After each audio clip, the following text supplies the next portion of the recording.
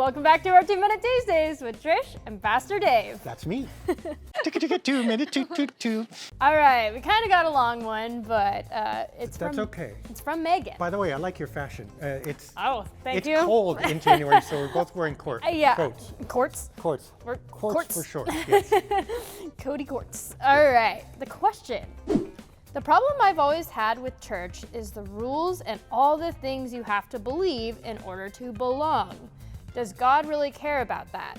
Also, if you were to narrow it down to just what you have to believe, what would those beliefs be?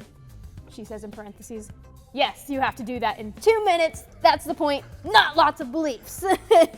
That's for Megan. Well, ironically, a question took 2 minutes. So. I know. All right, so let's do this. This is a little bit tricky because what if you didn't have to believe in order to be saved or to belong, because we're not really saved by our beliefs. We're not saved, as we say over and over again, by what happens in our heads. Whether I believe in God or not, God actually does exist, and God does God stuff even when I don't understand it or believe it. But that doesn't mean that some of those rules or things we do are unimportant. Each of us is free in our own time and space to say things that are appropriate, set boundaries. And yes, God very much cares about those. For instance, if we have a boundary that I don't elbow you out of this frame, it is pretty important that we not do that, and that's okay to say, and that's important. But that doesn't mean that if my elbow goes like this, that I'm not going to be saved.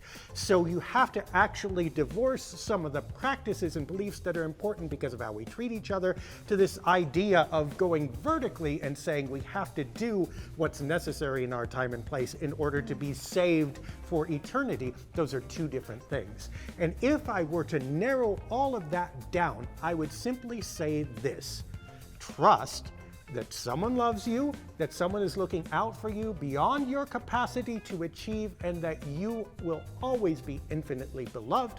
Now take that love and translate it into ways horizontally here that are good for your friends and neighbors, and then you will be living out the kingdom of God as you were meant to do.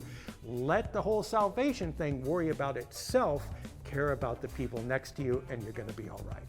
I think you did that in 2 minutes. Did I? Maybe even less. Wow. I know. That means I am pretty amazing. But even had I taken 2 minutes and 3 seconds, that would have been okay with God, just not with the confines of this video. I think you made it with, I'm going to say, 31 seconds remaining. Because actually we do not have a clock ticking over here that gets on fire when I go over. You put that in post-production. We'll see if I'm right. Right here. All right. Here we go. If you're right, put like a little smile on Trish.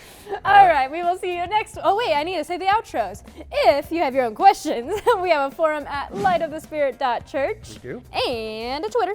At Dave Deckard, D-E-C-K-A-R-D. And an email. Pastor at sov-id.org. We did it. All right. We will see you next week for our next video. Stay warm. It's cold.